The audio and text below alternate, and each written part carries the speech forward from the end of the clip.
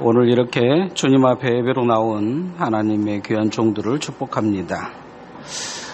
오늘 성경의 이후에 쭉 내용을 보면 이제 다윗이 마지막 전쟁이 이제 마무리 지어져 가는 과정에 이 암몬 자손이 특별히 이 나하스가 이제 한울 죽고 한운이 왕이 되는 것을 볼 수가 있습니다. 그런데 이 다윗이 조문객을 보냈는데 그 조문객들에게 이제 아주 모술짓을 하는 내용이 오늘 성경에 나와 있습니다. 세상에는 우리가 하나님 앞에 무언가 열심히 해보려고 하면 힘든 과정을 만들어내는 사람들이 꼭 있습니다. 그런데 정말 중요한 것은 그럴 때일수록 우리가 하나님 앞에 깨어 있어야 될 줄 믿습니다. 하루는 나단이라는 선지자가 다윗에게 찾아왔습니다. 그리고는 다윗에게 그런 이야기를 합니다. 어떤 성읍에 두 사람이 살고 있었는데 한 사람은 양과 소가 많은 부자였고 또 한 사람은 그 집 종으로 양 한 마리밖에 없어서 이 부자는 양과 소가 많으니까 이제 풀어서 살고 이 양 한 마리밖에 없는 이 종은 양이 자기 새끼 같으니까 잠잘 때 이렇게 데리고 잤다는 거예요. 그런데 어느 날 그 집에 중요한 손님이 오게 됩니다. 이 손님이 오니까 이 손님 접대를 해야 되는데 주인이 자기 양과 소를 잡기는 너무 아까우니까 그 종이 새끼처럼 기르고 있는 그 양을 잡아다가 이제 잔치상을 베풀고 손님을 대접합니다. 이 이야기를 다윗 왕이 전해주면서 왕은 어떻게 생각하십니까? 물어요. 왕은 어떻게 생각하십니까? 물으니까 다윗이 대뜸하면서 분개하면서 뭐라고 이야기하냐면 죽여야 된다. 그렇게 이야기해요. 죽여야 된다. 그리고 4배나 갚아야 된다. 그런 이야기를 합니다. 나단이 이 다윗 왕에게 그때 대뜸 하는 말이 그거예요. 그 죽여야 될 사람이 당신입니다. 사람은 자기가 지은 죄들을 잘 몰라요. 남이 작은 거 하나 한 것은 크게 부풀려서 죽여야 되니 말아야 되니 하는데 하나님은 이 예화를 누구 들으라고 한 이야기냐면 다윗 들으라고 한 이야기예요. 다윗이 그 이야기를 듣고 내가 죄를 지었구나. 내가 잘못했구나. 하나님 앞에 내가 그렇게 살아야 되겠구나. 이런 생각을 하고 살아야 되겠구나 생각하는 해야 되는데 다윗은 그렇지 못한 것이죠.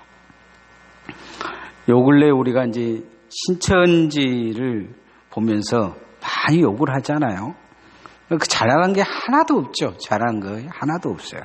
그런데 신천지 이렇게 보면서 한 가지 우리가 회개해야 할 것이 많아요. 그 사람들 이만희 믿는 거 보면 우리가 하나님을 그렇게 믿느냐는 거예요. 그 사람들 교회에 그렇게 전적으로 교회에서 죽는다 그래도 지시 내려서 병원 가지 마라 그러면 병원 안 가고 병원 가라고 하면 병원 가고 우리가 하나님 말씀 그렇게 따르냐는 거죠. 생업을 다 포기하고 영혼 구원을 위해서 뭔가 최선을 다해야 된다 이야기하니까 목숨 내놓고 전도하잖아요. 우리는 그렇게 하냐는 거죠. 오늘 보면 다윗은 이 자기 사람들이 이렇게 멸시하고 천대받는 이것에 대해서 분개하게 됩니다. 근데 반대적으로 보면 나중에 다윗은 또 이런 모습에 반대적인 모습이 나타나요. 사람들은 자기 자신을 보면서 무슨 생각을 해야 되느냐. 하나님 앞에 내가 죄인이다. 이런 생각을 해야 됩니다. 한편으로는 다윗은 오늘 성경에 볼기가 이게 다 수염이 잘린 사람, 이 사람들이 수염이 다 기를 때까지 돌아올 때까지 기다려 줍니다. 하나님은 오늘 또 우리를 그렇게 기다리고 계신 줄 믿습니다. 따라합시다. 하나님은 우리를 기다리십니다. 우리가 회개하기를 기다리신 거죠. 다윗이 자기 사람들의 볼기르기에 수염이 다 잘라서 창피해 있는 상황이 되니까 그들이 어쩌보면 그들이 수염이 다 길러서 온전한 모습이 되기를 위해 기다리고 계신 거예요.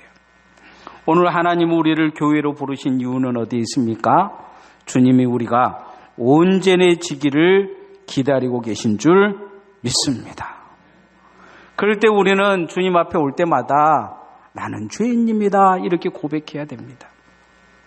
1907년 1월 14일 장대인 교회에서 열린 이 평안남도 도사경회가 있었어요. 모든 사람들이 모여서 기도하는데 분위기가 이 은혜 받을 분위기가 아니었어요.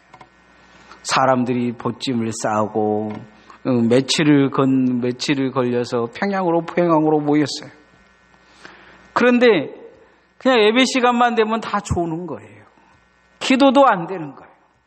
누가 잘못이냐? 다들 분위기가 그래요. 설교가 끝나면 오늘 은혜가 안 돼. 그런데 수요예배 끝나고 나서 길선주 장로가 많은 사람 앞에 나와서 회개합니다. 자기는 아간 같은 사람이라고. 자기 정말 친한 친구가 죽으면서 그 부인에게 가져다 주느라고 하는 돈을 자기는 가져다 주지 않고 착복해버렸다고 얘기를 합니다. 이 고백은 그 당시 충격적인 고백이었습니다. 그는 회개하면서 나는 아간 같은 죄인입니다. 이 돈을 돌려주겠다고 얘기를 합니다. 그런데 이게 기폭제가 돼서 모든 사람들이 자기 죄를 고백하기 위해서 강대상 앞으로 나오기 위해 줄을 섰다는 것을 볼 수가 있습니다. 회개의 은혜가 임한 거죠. 그러면서 온전한 그리스도인들로 바뀌게 됩니다. 다윗은 이 예화를 듣고 나서 자기 마음속에 회개하기보다 죽일 사람이 누구냐 이런 생각을 갖게 해요. 죽일 사람이 누구냐. 근데 하나님은 다윗이 회개하기를 기다리신 거죠. 그 예화를 통해서 다윗이 회개하기를 기다리신 것입니다. 오늘도 우리는 이런 시대를 보면서 하나님 앞에 내가 회개할 사람임을 기억해야 될 줄 믿습니다. 하나님 앞에 신천지를 요구를 하기보다 과연 나는 하나님 앞에 바로 하나님 말씀대로 살고 있는지 우리 자신을 회개하는 기회로 삼을 수 있기를 소원합니다. 교회가 예배하는 것이 죄가 되어버렸어요. 어떤 도지사는 예배한다 그래가지고 한 개 도를 예배 못하겠다고 하고 어떤 군은 예배하면 교회에다 300만 원을 물리겠다 공고를 낸 교회도 군도 있어요. 그냥 이제 그 군의 어떤 목사님이 반발하면서 이번 주에 예배 안 드리려고 했는데 예배 드려야 되겠다. 벌금 내야 되겠다. 그러시더라고요. 예배하는 것이 부끄럽고 예배하는 것이 죄고 그런 시대를 우리가 살고 있어요. 그런데 정말 하나님 앞에 이런 시대를 살고 있는 우리가 회개해야 될 것입니다. 하나님은 우리가 이런 시대를 통해서 예배에 온전해지기를 원하고 계실 줄 믿습니다. 볼기짝이 잘린 신하들처럼 우리도 뭔가가 잘려나가 버린 느낌입니다. 세상에 예수 믿는 것을 우리는 신천지를 손가락질하지만 세상 사람들은 신천지나 예수 믿는 사람들이나 동일하게 보는 경향이 강합니다. 우리가 이런 시대에 정말 필요한 것은 하나님 앞에 내 자신을 바로 세워가야 될 줄 믿습니다. 따라합시다. 하나님 앞에 내 자신을 바로 세워갑시다. 하나님 앞에 내 자신을 바로 세워가야 합니다. 다윗은 볼기짝이 잘린 이 사람들 부끄러워서 그들을 만나지는 못하면서 기다려줍니다. 하나님도 어찌 보면 이 시대를 통해서 우리를 기다리고 계신 줄 모릅니다.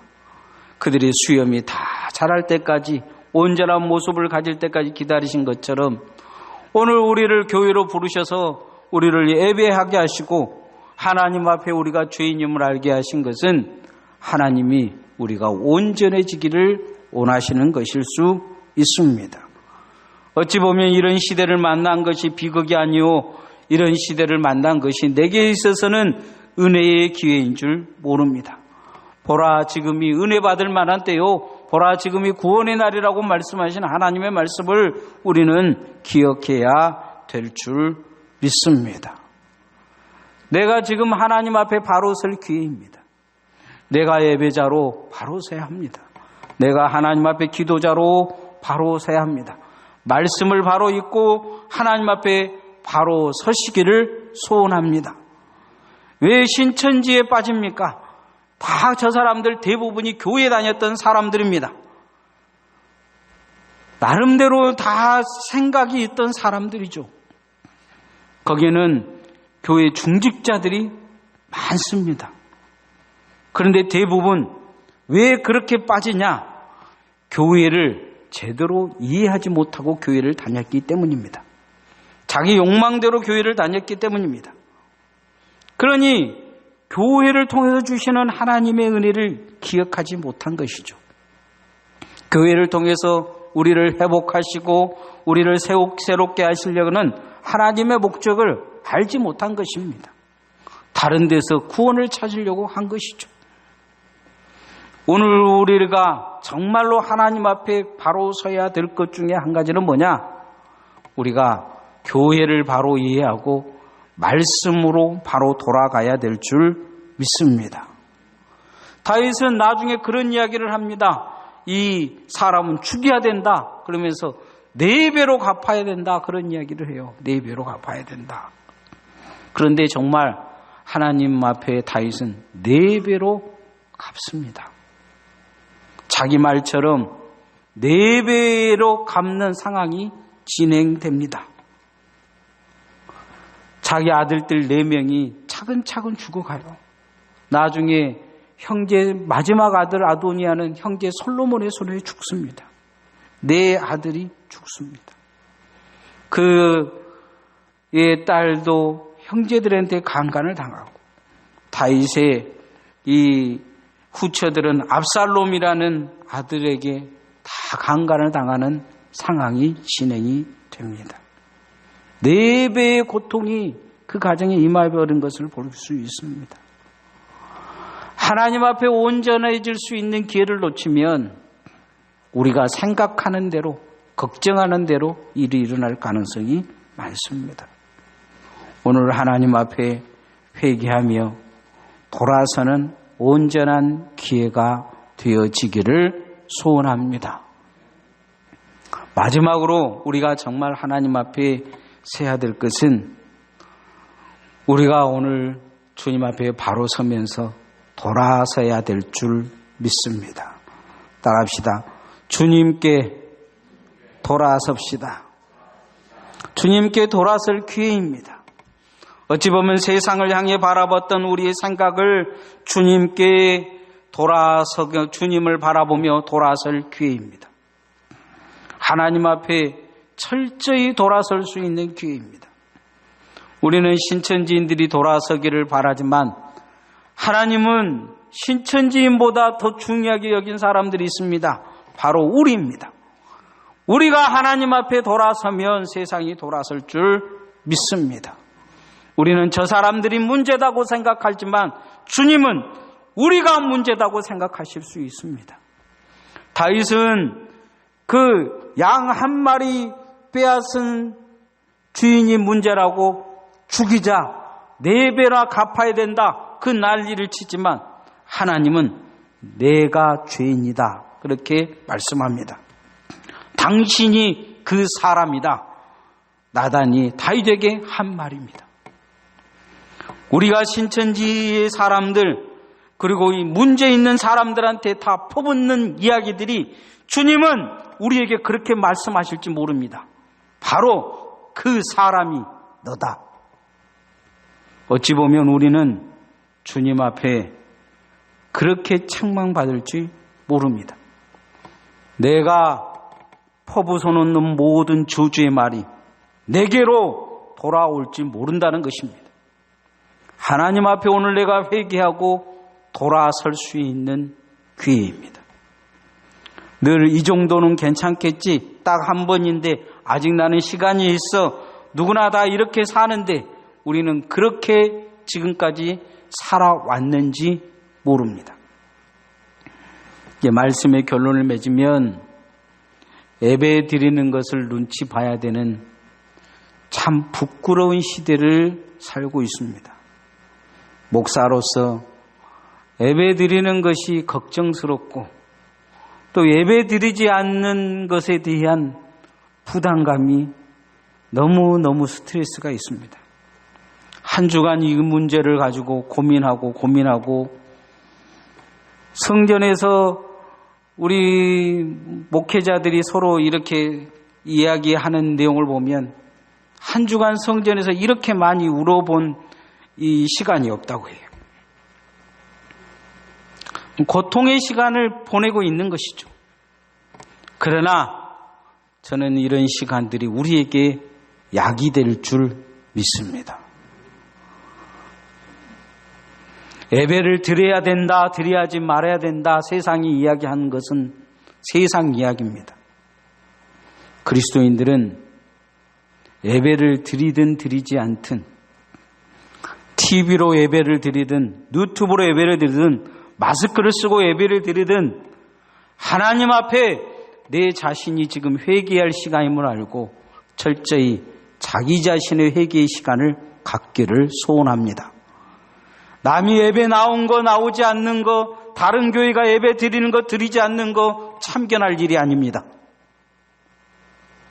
오늘 나는 정말 하나님 앞에 정말 바른 예배자인지, 예배 잘 드려왔는지, 나의 모습을 정확히 한번 들여다볼 시간입니다. 신천지가 벌게벗겨진 것처럼 언젠가 나의 신앙도 벌게벗겨질 날이 있을 것입니다. 하나님 앞에 오늘 우리는 바로 서서 돌아서서 회개할 시간을 가져야 될 줄 믿습니다. 이 코로나19 전염병이 퍼져가는 이 시간에 우리는 특히 한국교회는 더 철저히 회개해야 될 것입니다. 하나님 앞에 다 낮은 모습으로 회개하는 모습으로 주님 앞에 그렇게 서면 주님이 이 땅을 긍휼히 여겨주실 줄 믿습니다. 저 신천지 사람들도 저주하기보다 돌아올 수 있도록 또한 저들에게 하나님의 긍휼이 입혀주도록 우리는 기도해야 될 줄 믿습니다. 한 주간 또 우리가 서로 얼굴 보기도 힘들고 그런 시대를 살고 있지만 사람을 만나기 기쁘기보다 하나님께 더 가까이 가십시다. 하나님을 만날 수 있는 기회, 어찌 보면 세상이 차단되는 이 시간에 주님과 더 깊게 연결되어지는 은혜가 여러분에게 있기를 소원합니다. 찬양하십시다.